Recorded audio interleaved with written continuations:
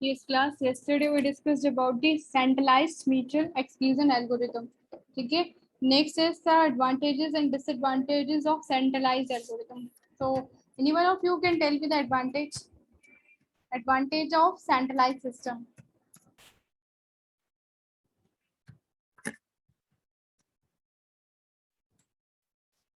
Concept का study किया था जिसमें आपके क्या है, कोऑर्डिनेटर नोड है, ठीक है, और कोऑर्डिनेटर नोड ही डिसीजन लेती है कि किसी भी पर्टिकुलर प्रोसेस को एक टाइम पीरियड पे क्रिटिकल सेक्शन में एंट्री लेनी है या नहीं लेनी है, ठीक है। तो यहाँ पे आपको कल मैंने बताया था कि कैसे वर्क करता है। 3 मैसेजेस यूज होते हैं सेंट्रलाइज सिस्टम में, request, reply and third is the release message, ठीक है। रिक्वेस्ट क्या है, जब कोई भी नोड क्रिटिकल सेक्शन को एक्सेस करना चाहती है, at that time it has to send a request message to the coordinator node, ठीक है। Then the coordinator node will decide whether this node can enter into the critical section और not, ठीक है। और वो कैसे डिसाइड करती है कि वो क्रिटिकल सेक्शन जिसके लिए रिक्वेस्ट आई है फ्री है या ऑक्यूपाइड है। अगर वो फ्री होता है तो सिंपली क्या है, एक रिप्लाई मैसेज सेंड करती है आपके कोऑर्डिनेटर नोड, जिसमें क्या होता है, ओके मैसेज, यानी कि that node is granting permission to enter into the critical section. और नेक्स्ट केस क्या है, अगर वो फ्री नहीं होती है जिसके लिए रिक्वेस्ट आई होती है, तो कोऑर्डिनेटर नोड या तो डिनाइड परमिशन सेंड करती है एज अ रिप्लाई या फिर कोई रिप्लाई नहीं सेंड करती है, ठीक है। और थर्ड क्या मैसेज है, रिलीज मैसेज, वो कब होता है, जब कोई भी नोड क्रिटिकल सेक्शन को एग्जिट करती है, at that time that node has to send a release message to the coordinator node. तो फिर कोऑर्डिनेटर नोड क्या करेगी, जो क्यू में फर्स्ट टॉप पे जो भी रिक्वेस्ट होगी उसको वहां से उठाएगी और उसको एक ओके मैसेज सेंड करेगी ताकि वो अब क्रिटिकल सेक्शन को एक्सेस कर सके, ठीक है। तो ये आपका पूरा कंप्लीट कंसेप्ट था सेंट्रलाइज सिस्टम का। Now what are the advantages of centralize system?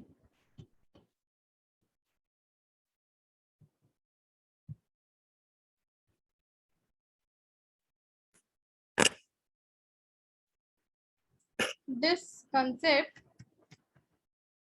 guarantees mutual exclusion as only one process can enter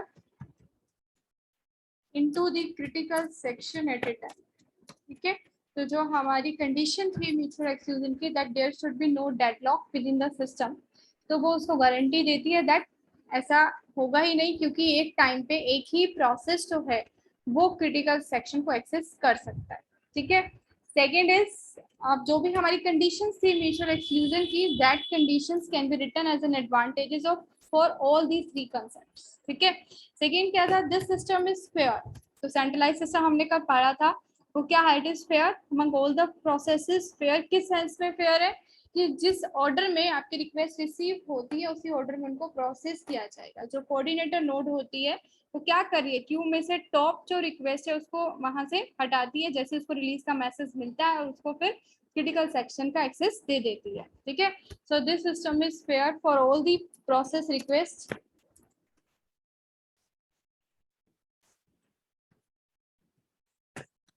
Why?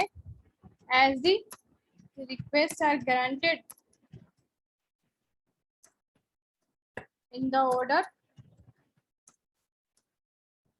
in which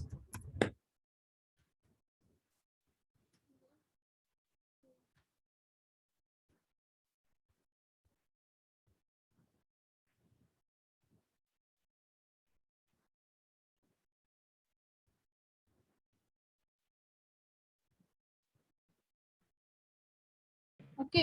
next advantage, और क्या कंडीशन थी आपकी, फर्स्ट कंडीशन डेडलॉक का हमने फर्स्ट दे दिया कि एक ही प्रोसेस जो है क्रिटिकल सेक्शन में एक बार में एंट्री ले सकता है। सेकंड, ये फेयर है। थर्ड, मैंने आपको क्या बताया था, फॉल्ट टॉलरेंस। फॉल्ट टॉलरेंस में आपको मैंने बोला था ना कि इसमें ज्यादा बेटर नहीं होती है फॉल्ट टॉलरेंस पावर सिस्टम की। और आपका नेक्स्ट क्या कंडीशन थी, स्टारवेशन। स्टारवेशन नहीं होता,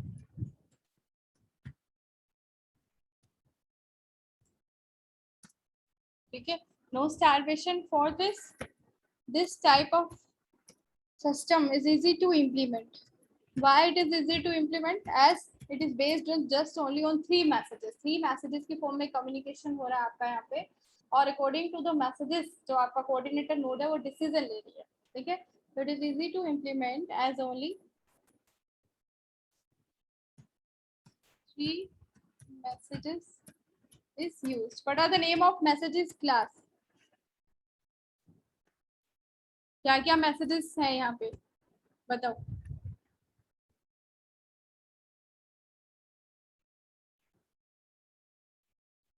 रिक्वेस्ट, रिप्लाई। रिप्लाई की प्लेस पे अगर आपका ग्रांट भी मेंशन हो कहीं क्वेश्चन में तो वो यही है, ठीक है।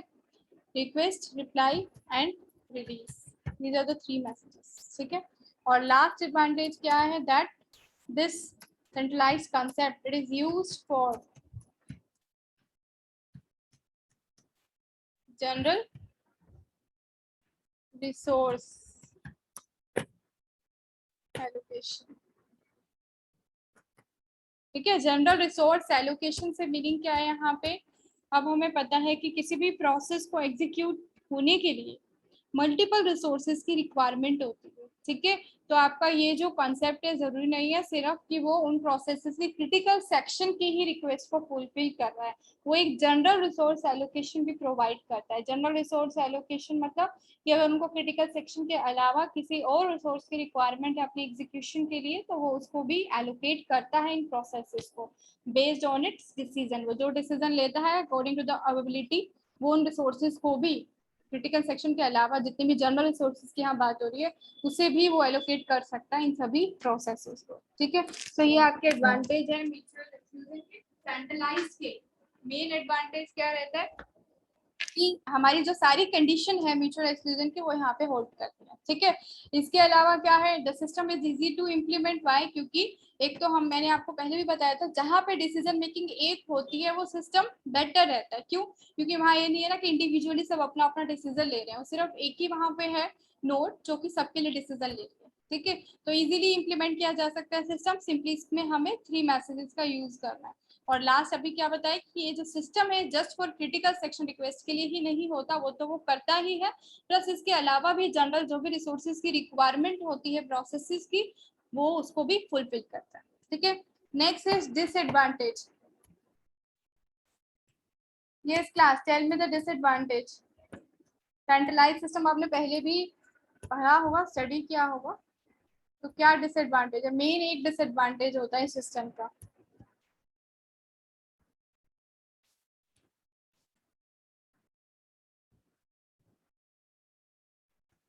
यस बताओ, disadvantage of centralize system.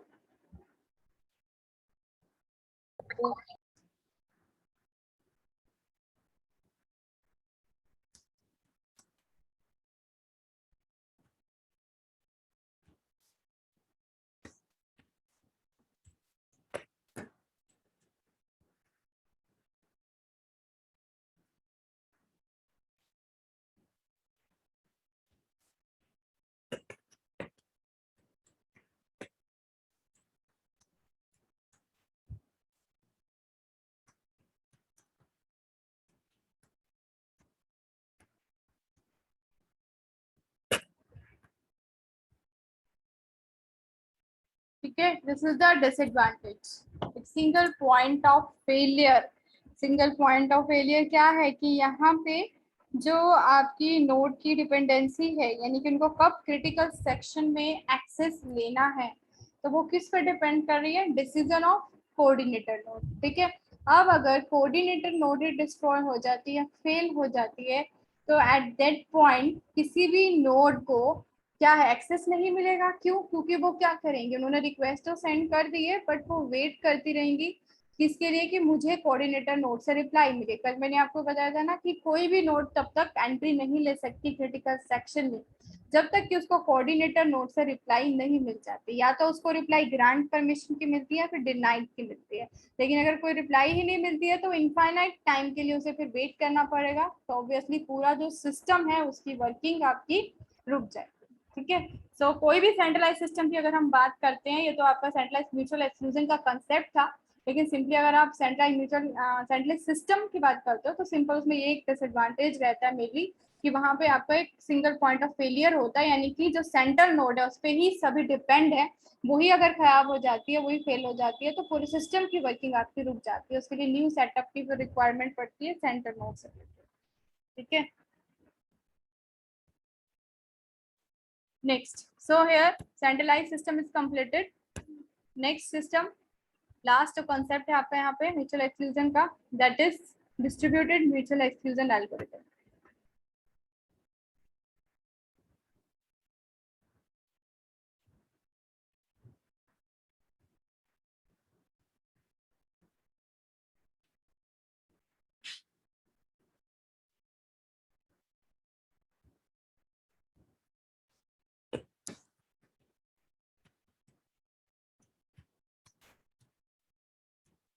Yes class, just tell me first of all what is a distributed system.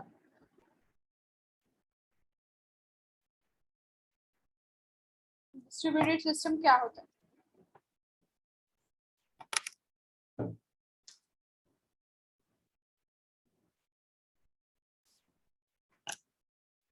If you remember this,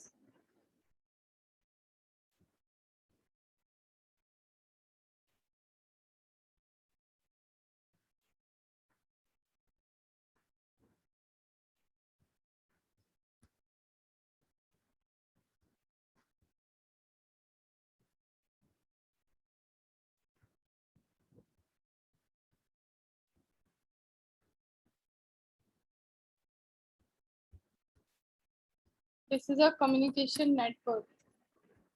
And these are the nodes connected by using the distributed system. N1 and 2. So in this distributed system, all these nodes have their own set of resources to execute the processes. यानी कि यहाँ पे जितना भी node present होती है एक distributed system में यूज की जाती है, वो सभी नोड के पास अपना एक सेट होता है रिसोर्सेज का. कौन से रिसोर्सेज का? जिसकी रिक्वायरमेंट होती है प्रोसेस को एग्जीक्यूट करने के लिए. So here all these nodes have their own set of resources. ठीक है. अब यहाँ पे क्या है कि अगर हमें म्यूचुअल एक्सक्लूजन प्रोवाइड करना है किसी भी सिस्टम में, तो फर्स्ट ऑफ ऑल क्या होना चाहिए? उस सिस्टम की कंप्लीट नॉलेज होनी चाहिए. किसी सिस्टम की किसी भी टाइम पीरियड पे क्या स्टेट है उसकी नॉलेज होनी चाहिए. ठीक है. तो क्या इस सिस्टम में ऐसी नॉलेज होती है?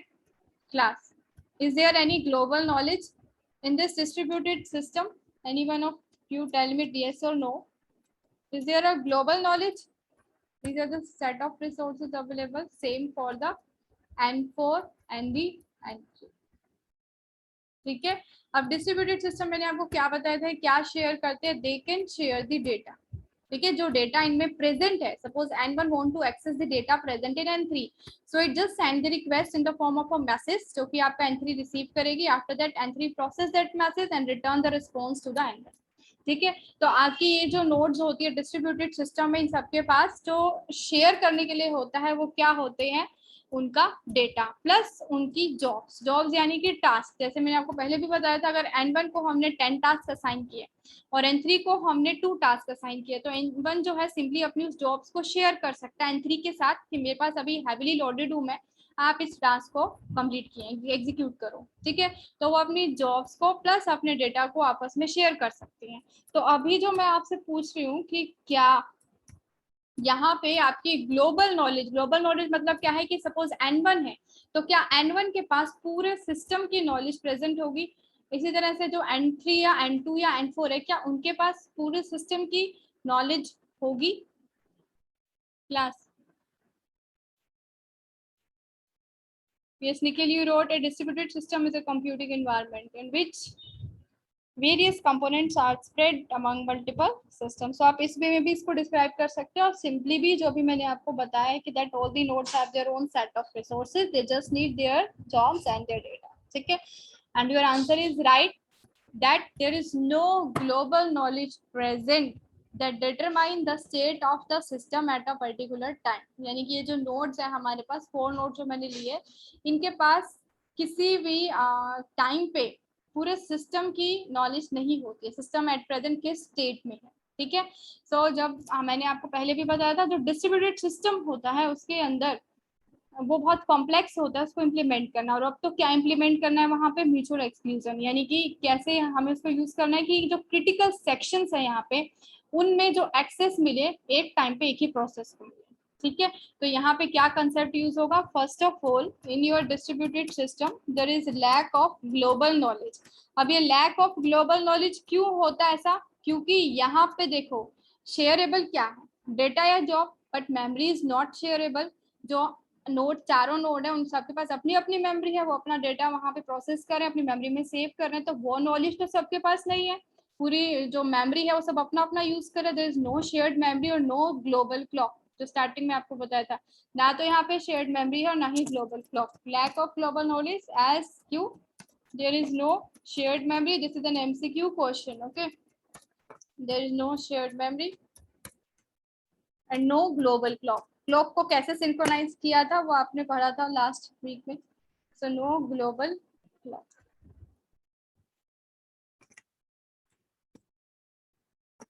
ठीक है. That's why there is lack of global knowledge. ठीक है.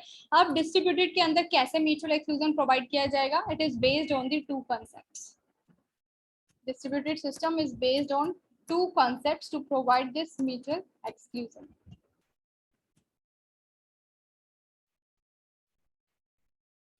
क्या concepts होते हैं वो? First is the broadcasting. First concept is broadcasting. And second concept is time stamping. या time stamp. ठीक है. Broadcasting we know. ब्रॉडकास्टिंग का मीनिंग क्या होता है? 1 to all, और टाइम स्टैम्प क्या होता है, जो भी आपका मैसेज ट्रांसफर होता है उसके साथ में एज अ पैरामीटर उसकी टाइम स्टैम्प वैल्यू भी ऐड की जाती है, यानी कि ये वो टाइम है जिस टाइम पे मैसेज या तो आपका सेंड हो रहा है या फिर मैसेज रिसीव हो रहा है। ठीक है, तो अब यहाँ पे दोनों कॉन्सेप्ट का यूज करके distributed system mutual exclusion provide करता है। ठीक है, अब कैसे प्रोवाइड करता है ये देखो। First of all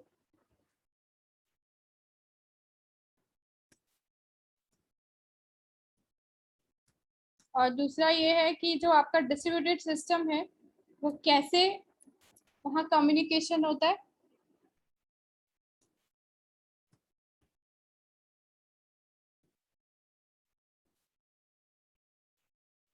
Here in the distributed system, communication is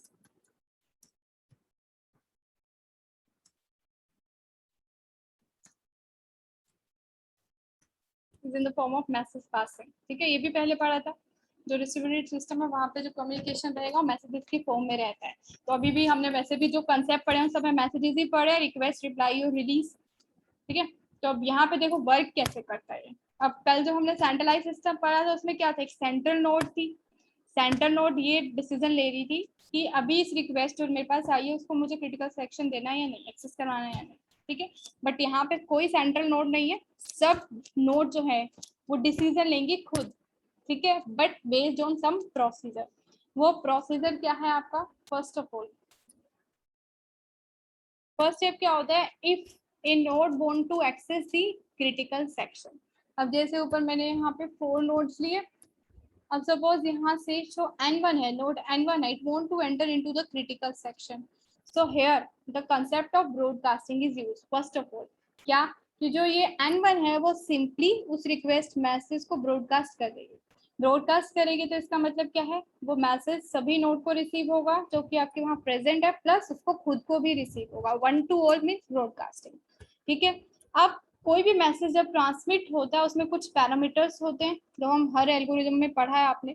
so first of all क्या है यहाँ पे पैरामीटर्स क्या होते हैं, उसमें there are 3 parameters. So first is if a node want to access critical section। ठीक है, so first of all it has to broadcast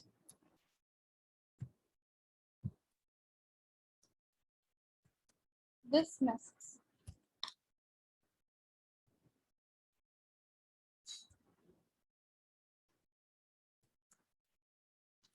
request message. ठीक है, विच कंटेन्स 3 पैरामीटर्स। क्या क्या पैरामीटर्स है यहाँ पे, first of all the time stamp value of sender. so here I am writing sender time stamp। Second process number. ठीक है, for which process it want to access the critical section. so here is the process number। and third क्या होता है यहाँ पे, उसको critical section में entry लेना है ना, तो simply the name of the critical section in which it want to enter. so here the critical section name, this is also an MCQ question. जो आपका डिस्ट्रीब्यूटेड म्यूचुअल एक्सक्लूजन में request message transfer होता है उसमें क्या parameters होते हैं।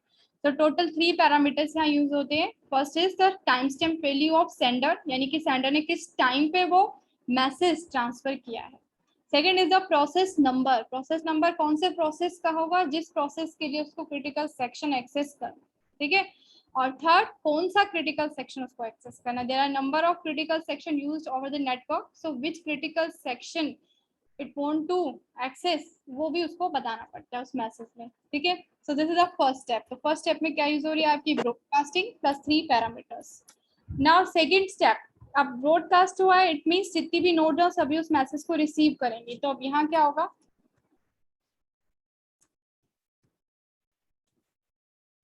when the message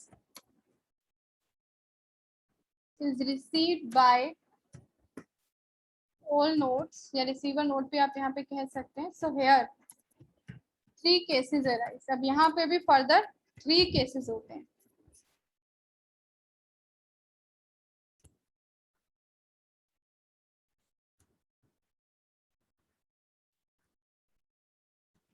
ठीक है, फर्स्ट केस क्या है, देखो पहला केस क्या है कि एक नोड ने रिसीव किया मैसेज, अब उस नोड ने सबसे पहले क्या चेक किया कि कौन से क्रिटिकल सेक्शन के लिए रिक्वेस्ट आई है, ठीक है।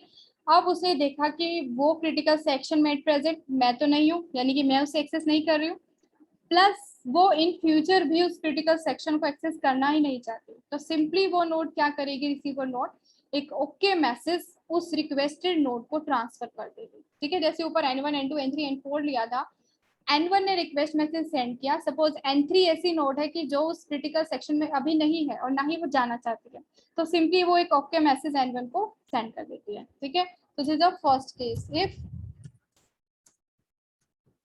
ए receiver node is not in critical section for which the request came, ये आपको ऐड करना है term for which the request came, ठीक है। then for which the request came and do not want to enter in future also, ठीक है। then it send an okay message, किसको send करेगी ये, सेंडर को, जिससे जहां से भी मैसेज आया, to the requested node. Second case, अब सेकेंड केस देखो, सेकेंड केस क्या होता है, एक रिसीवर नोड ऐसी है जो क्या कर रही है, जो कि ऑलरेडी उस क्रिटिकल सेक्शन को एक्सेस कर रही है जिसके लिए रिक्वेस्ट रिसीव हुई है, ठीक है। तो सिंपली क्या होगा, वो कोई भी मैसेज रिक्वेस्टेड नोड को सेंड नहीं करेगी, जो लास्ट कल किया था सेंट्रलाइज्ड वाले में, कि वो क्या कर रहा था कोऑर्डिनेटर नोड, या तो वो डिनाइड परमिशन दे रहा था मैसेज में, या फिर वो कोई मैसेज ही नहीं सेंड कर रहा था। तो यहाँ पे क्या है कि अगर कोई नोड मैसेज रिसीव कर रही है और वो उस क्रिटिकल सेक्शन को भी एक्सेस कर ही रही है, मतलब इसने एग्जिट नहीं किया है, तो वो सिंपली कोई भी रिप्लाई नहीं भेजती है उस रिक्वेस्टेड नोड को, ठीक है। दिस इज सेकंड केस, फिर receiver node is in the same critical section for which the request came, then it send no reply to the sender or to the requested node. Third case, now third case क्या है कि एक ऐसी node है जो कि उस message से उसने रिसीव किया, क्रिटिकल सेक्शन को उसने चेक किया, वो अभी उस क्रिटिकल सेक्शन में नहीं है, बट वो एंट्री लेना चाहती है, ठीक है। फर्स्ट केस क्या था कि वो उस क्रिटिकल सेक्शन में नहीं है और फ्यूचर में भी वो उसमें नहीं जाना चाहती, तो सिंपली उसने ओके साइन कर दिया। अब केस क्या है कि अभी वो उस क्रिटिकल सेक्शन में नहीं है लेकिन वो उसी क्रिटिकल सेक्शन में एंट्री लेना चाहती है, तो अब यहाँ पे क्या होगा, यहाँ पे वो टाइम स्टैम्प का यूज करेगी, ठीक है। यहाँ पे जस्ट वो कंपेयर करेगी जो भी उसको मैसेज रिसीव हुआ है उसमें क्या टाइम स्टैम्प वैल्यू और उसकी खुद की क्या टाइम स्टैम्प वैल्यू, ठीक है। अब जिसकी भी टाइम स्टैम्प वैल्यू कम होगी उसको क्रिटिकल सेक्शन में एंट्री मिल जाएगी। तो यहाँ पे क्या है कि अब रिसीवर नोड ने कंपेयर किया, सपोज जो मैसेज उसने रिसीव किया वहां पे टाइम स्टैम्प वैल्यू कम है, तो वो सिंपली एक ओके मैसेज सेंड कर देती है उस नोड को। लेकिन अगर उसकी टाइम स्टैम्प वैल्यू ज्यादा है और जो रिसीवर नोड है उसकी टाइम स्टैम्प वैल्यू कम है, तो वो उसको इसी तरह से कोई रिप्लाई नहीं भेजेगी और खुद क्रिटिकल सेक्शन में एंट्री ले लेगी, ठीक है। So these are the three cases. So in three cases के हेल्प से यहाँ पे म्यूचुअल एक्सक्लूजन जो है वो प्रोवाइड किया जाता है। तो थर्ड केस क्या है, इफ रिसीवर नोड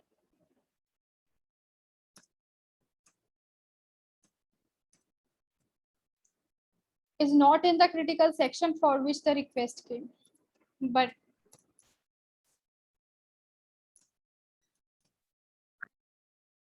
अभी वो एंटर वहां पे करना चाहते हैं, उसको एक्सेस करना चाहते हैं वो node. So in that case क्या काम करेगा ये receiver node, comparison, then it compare, क्या कंपेयर करना है, द टाइम स्टैम्प वैल्यू,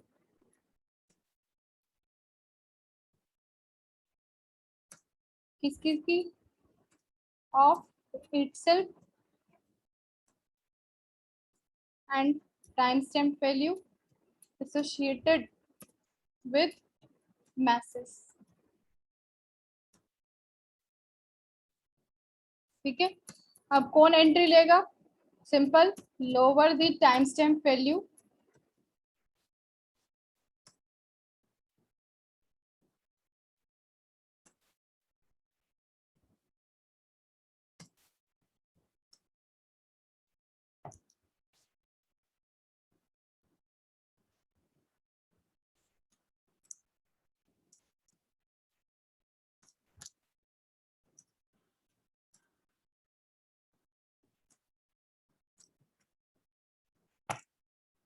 ठीक है, ये पूरा जो मैंने अभी यहाँ पे मेंशन किया है आपका जो नोट्स है उसमें है पूरा डिटेल। ठीक है, उसमें से पढ़ सकते हो आप।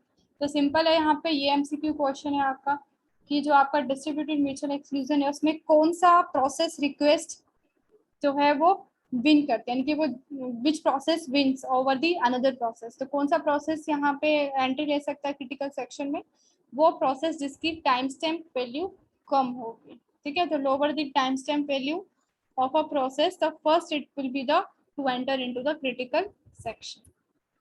ठीक है, तो इस केस में भी क्या करना पड़ता है, रिसीवर नोड को एक ओके मैसेज सेंड करना पड़ता है या फिर कोई मैसेज नहीं सेंड करता। अब इसको देखो डायग्रामेटिकली कैसे आप रिप्रेजेंट करते हो इन्हीं स्टेप्स को जो भी मैंने आपको बताए। ये 3 केसेस आपको याद रखने हैं यहाँ पे। First of all suppose there are 4 processes.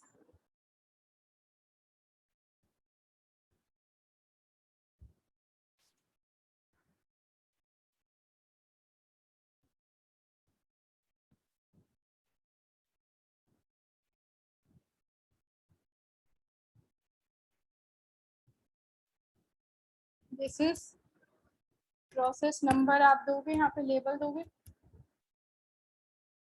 1,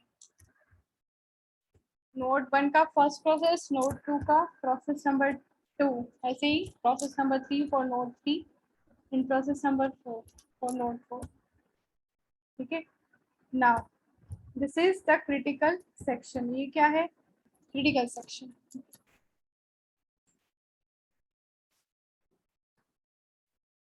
ठीक है, now like your Lamport algorithm, Lamport पे क्या था, हर एक नोड जो थी वो क्या कर रही थी, अपना अपना क्यू मेंटेन कर रही थी। सेम यहाँ पे भी आपका क्यू मेंटेन होगी एट ईच नोड, अपनी अपनी ये मेंटेन करेंगी। जो सेंट्रलाइज था उसमें क्या था, ओनली कोऑर्डिनेटर नोड जो थी वही इसको मेंटेन कर रही थी क्यू को, but here for distributed system all these nodes maintain Q.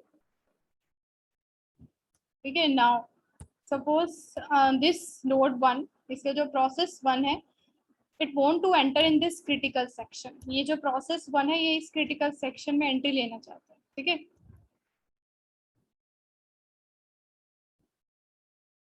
सो अभी उसको ये परमिशन तो अभी नहीं मिली, अभी जस्ट हम क्या शो कर रहे हैं, that this process want to enter into the critical section. इसलिए अब यहाँ पे कैसे आप शो करोगे इसको, with the dotted line.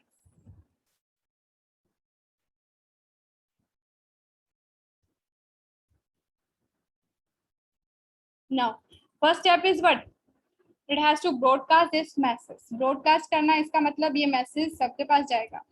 So this node 1 broadcasted a request message that consists of 3 parameters जो आपको बताए थे अभी, sender, timestamp value, process number and the critical section name। ठीक है, तीनों के पास रिक्वेस्ट मैसेज गया, प्लस ब्रॉडकास्ट है तो इसमें आपको इसके ऊपर भी ये शो करना है। क्यों, क्योंकि वो खुद पे भी रिसीव होता है। This is a request message, this is request message, this is request message. ठीक है, नाउ अब हम क्या देखते हैं, यहाँ पे जो ये 3 केसेस है जस्ट आपको वो शो करना है। सपोज हेयर जो आपका ये 2 है, सेकेंड नोड है, और उसका जो ये प्रोसेस है,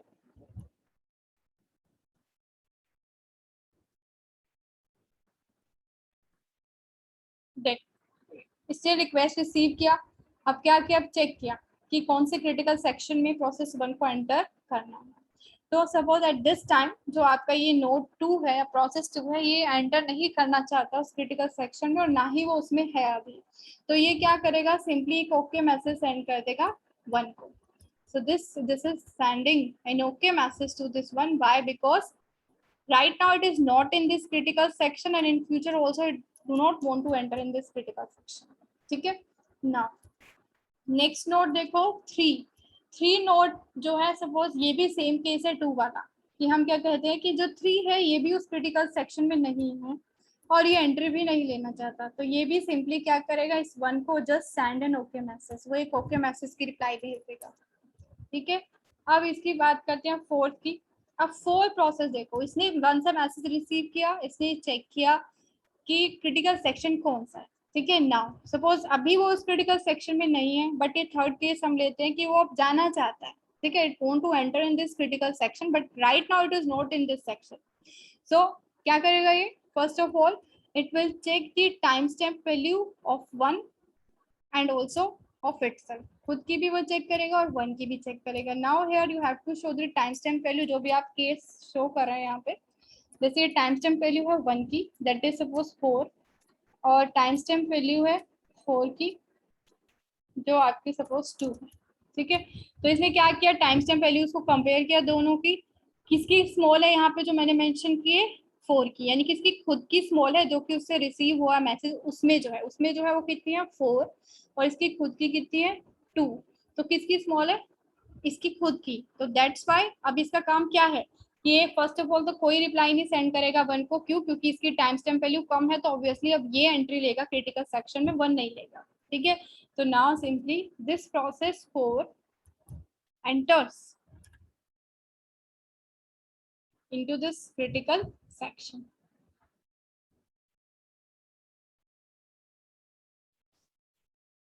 Why? Because its timestamp value is small as compared to the message received. इसके अलावा ये क्या करेगा, इस रिक्वेस्ट को 1 को, क्योंकि उसने यस नहीं बोला था अभी, ओके नहीं सेंड किया था, सो दैट्स वाई वो क्या करेगा, इस 1 की रिक्वेस्ट को अपनी क्यू में डाल. ठीक है, क्यू में क्यों डाला, क्योंकि ये सेम वही काम करेगा. जैसे ही इसका काम कंप्लीट हो जाएगा क्रिटिकल सेक्शन से रिलेटेड, तो वहां से एग्जिट करेगा.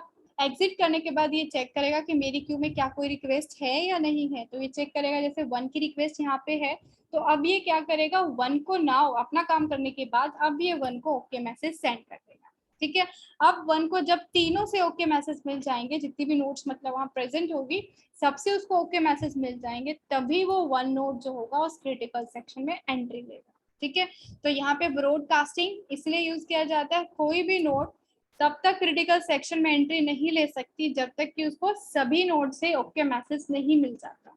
ठीक है, यहाँ पे इसको इन दोनों से तो मिल गया था, 2 और 3 से, लेकिन 4 से तो कोई रिप्लाई ही नहीं आ रही है. क्यों, क्योंकि 4 खुद चला गया क्रिटिकल सेक्शन में और उसने उसकी रिक्वेस्ट को क्यू में डाल दिया है, क्योंकि उसकी टाइम स्टैम्प वैल्यू 4 की कम है.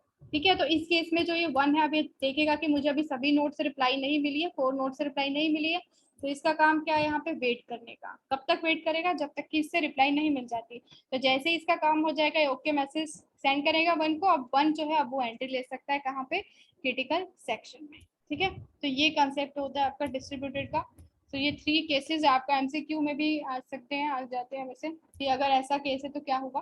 तो ये आपको लर्न करना सिंपल. ठीक है, तो यहाँ पे मेंशन करो, ये क्या है आपका request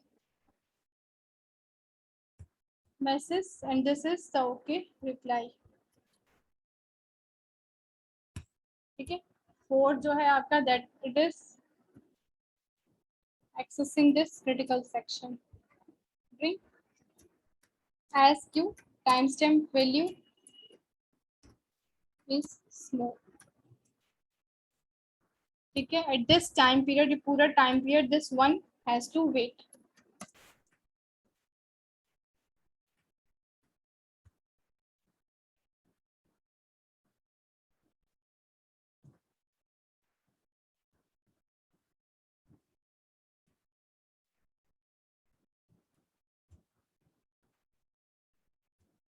So these are the queues. ठीक है, so this is a concept of distributed system. Next, advantages and disadvantages. Class, tell me the advantage of distributed